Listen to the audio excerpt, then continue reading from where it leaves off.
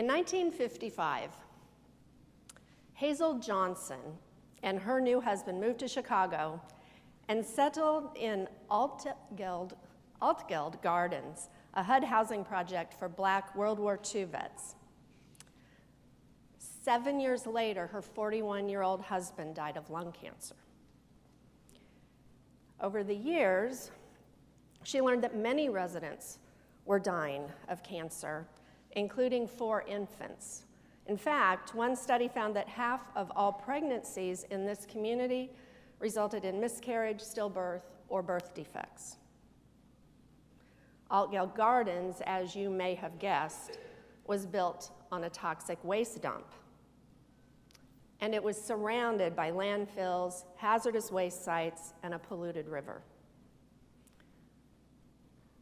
Hazel was determined to figure out what was going on and to do something about it. She became an organizer and an activist. She went to jail twice. She even mentored and worked with a young organizer in Chicago named Barack Obama.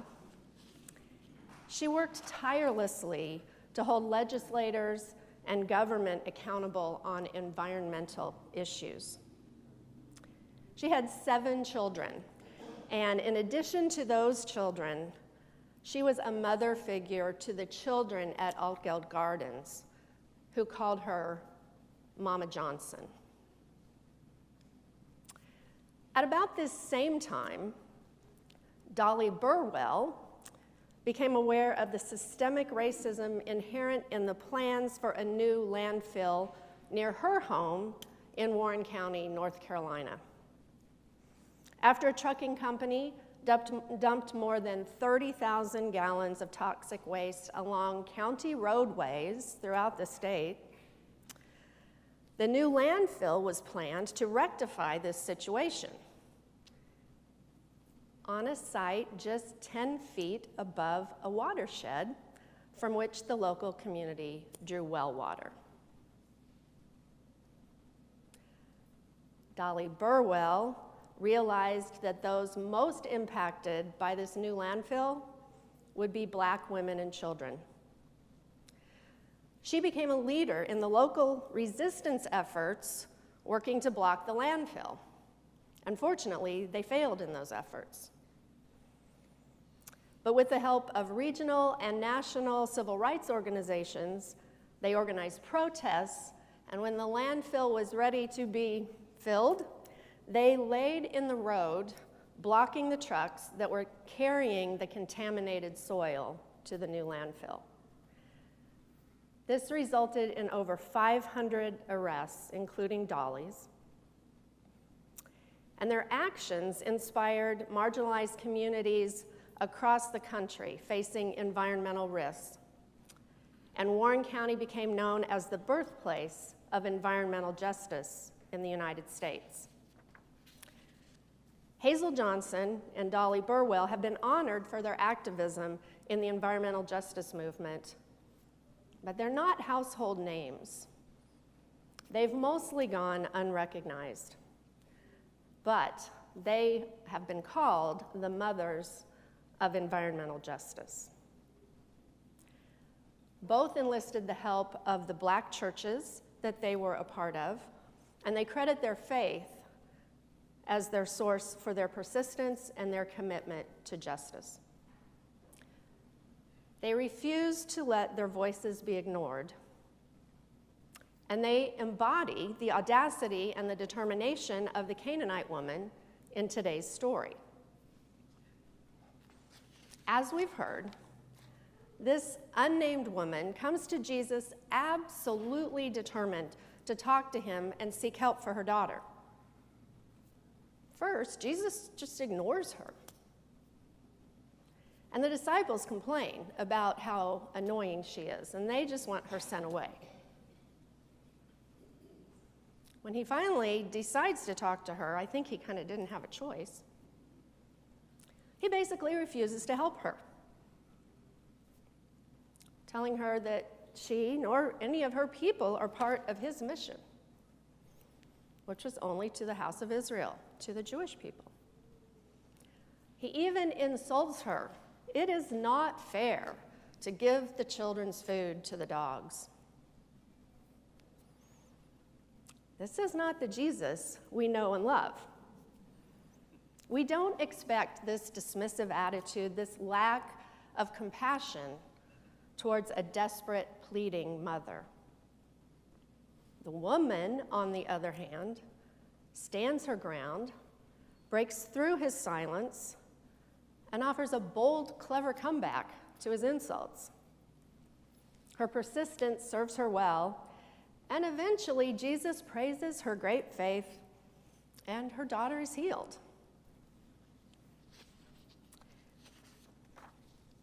Scholars and preachers offer many theories trying to explain Jesus' words and behavior towards this woman.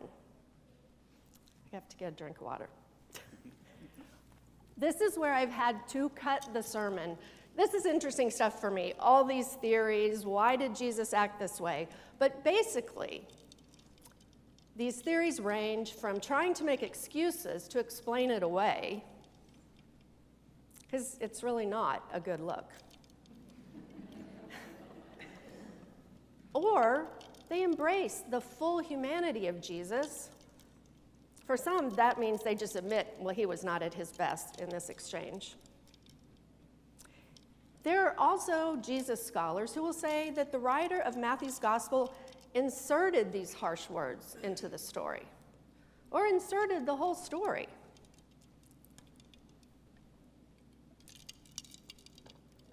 Maybe part of this story happened, and part of it is embellished to make a point. Either way, it's worth exploring what the original writer wanted readers to learn from this story. There is a progression in Matthew's gospel from the belief that Jesus was only sent for the Jews to this wider vision of a welcome for all people. So, we don't really know. For today's purposes, though, all these theories about Jesus' words and actions, they can detract from the remarkable character and story of this anonymous Canaanite woman. I tend to find myself partial to interpretations that surprise us, that help us think outside the box and open our minds to things that we may not have considered. The idea that this woman, who the writers didn't even bother to name, expanded Jesus' vision of his own mission, that she taught him something about himself and about her value and worthiness and that of her daughter, it's kind of compelling. It's not that much of a stretch to believe that she taught him something. If we believe that Jesus was fully human, isn't that what we're supposed to believe? He's fully human. At what point would he have stopped learning? At what point does he stop growing in his understanding of himself and the world? Maybe he really did have a narrow view of his mission at this point, and the woman prompted him to open his eyes and see that his mission would eventually extend to all the nations. This Canaanite woman is fierce. She is confident in her approach to Jesus. She's persistent in requesting the healing that her daughter needs. She's clever. She's not easily dissuaded. The disciples found her to be annoying. Others might call her pushy, probably worse. Although there's not much worse than what Jesus called her.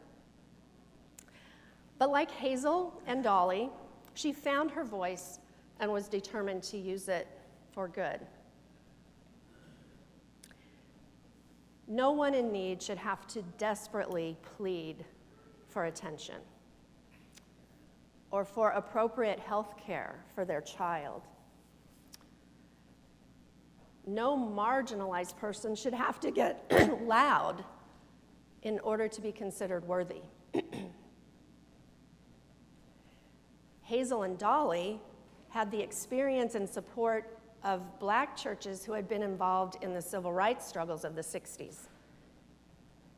So they knew what would be required in the fight for environmental justice. No one should have to fight to belong. During this series, we've looked at different aspects of belonging: accessibility, diversity, and inclusion.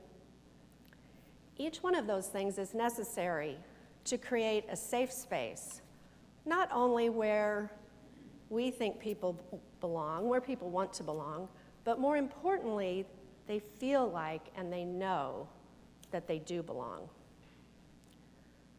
The church has historically struggled with this by putting too many boundaries in place, most of which were designed to make sure the in-group was comfortable and able to retain power and control over what takes place and who has a voice. Many people, rightly so, got tired of pleading to belong. 3 weeks ago, Chris talked about accessibility and how, for a long time, churches relied on their ability to attract folks. If you build it, they will come. And that now, the threshold of accessibility has moved into the communities in which we live, not simply in our church buildings. 2 weeks ago, we looked at diversity. And if we really value diversity, we have to let it change us. And together, we will all become something new. And last week, we looked at the equal inclusion of all of our gifts and how we're on this journey of openness and discovery in which we truly have to listen to all voices on this quest for belonging.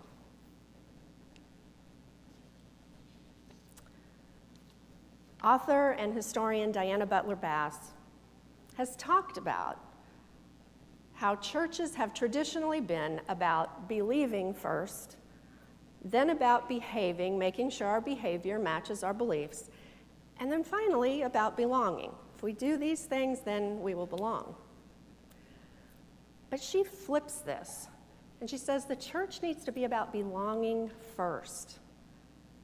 And then within that sense of belonging, behaviors or action will follow, and belief will follow.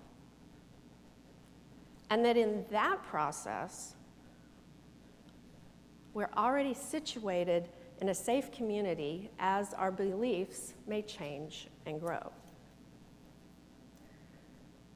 This journey that we're on together is not about prescribing a rigid set of beliefs and requirements so that you can belong to our club. It's about creating a community of love and belonging where people feel valued and safe enough to be who they really are. We also instinctively know, whether it's a family or a church or all the way out to the global community, we don't belong if we don't have any power. No matter how loud our voices may be. Voices have to be heard and valued, and power must be shared. It's part of the reason why St. Andrew has a leadership circle. It's symbolic of openness and a lack of hierarchy. It's also why our goal, as stated in our bylaws, is that we decide things by consensus. That doesn't necessarily mean that every decision has to be unanimous, but done authentically, consensus decision-making results in more space for all voices to be heard. So if you're in a situation where you haven't reached consensus, it slows down the decision-making process to allow time for diverse voices to be expressed and to intentionally encourage everyone to listen deeply and consider different opinions. It can be hard to get this process right, but it's a valuable goal that says we don't always know the right answer, and we're open to learning from someone who is different than we are. It's also why we try to get outside our doors and into the community, knowing that the church has to be outside these walls if we want to be listening to new and diverse voices.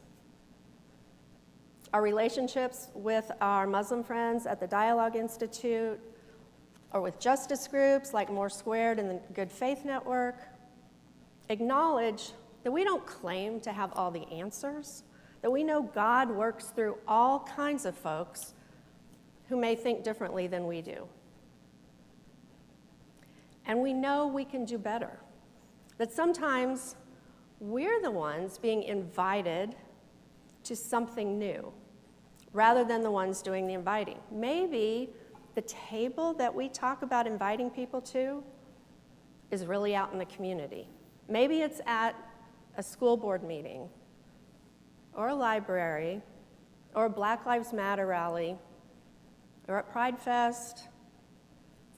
Maybe it's another drag queen story hour, or at the Habitat build where some of our folks were yesterday. Sometimes belonging is found in unexpected places. If you're an NPR listener, you may have heard earlier this week about the Restaurant of Mistaken Orders in Tokyo. I think I was on my way to work when I heard this. That is the name of the Restaurant of Mistaken Orders. All their servers have dementia, and they proudly say that 37% of their orders come out wrong, but 99% of their customers are happy. And they have a couple videos you can watch on their website that are just delightful. It was created to raise awareness and, in their words, celebrate the quirks of living with dementia. But it's an example of a community of belonging for people who are often underestimated. Locally, we learned at Wise Women last week that Overland Park boasts the highest employment rate for people with disabilities. Did you know that? Amber Schreiber, who is the co-founder and president of the Golden Scoop Ice Cream Shop, was our guest speaker. And they describe themselves as a life-changing nonprofit ice cream and coffee shop that provides innovative and meaningful employment for individuals with developmental disabilities. Volunteer coaches provide various levels of support to the employees who are called Super Scoopers. If you haven't been there, you should go before summer's over. It's at 95th and Knoll, and it's quite good. But the Super Scoopers have found a place that values them for who they are. And they respond in amazing ways, asserting themselves and taking on tasks beyond anyone's expectations. They've found a voice and a place where they belong. Researcher and storyteller Brene Brown says this about belonging. The opposite of belonging is fitting in. Fitting in means you change who you are to fit the group. True belonging never asks us to change who we are. It demands we be who we are. When we invite folks in, our job is to create a safe space for them to be who they really are, not expecting them to change and be like us. That doesn't mean we set aside our values, the values that are important to us. It means we recognize that there are multiple ways to express and live out those values. The Canaanite woman was an outsider who challenged the status quo of her time and claimed her place at the table. She awakened something in Jesus that day. May her story call us to open our eyes to a world that is bigger than we have imagined, filled with opportunities to create community and belonging with all people everywhere. Amen.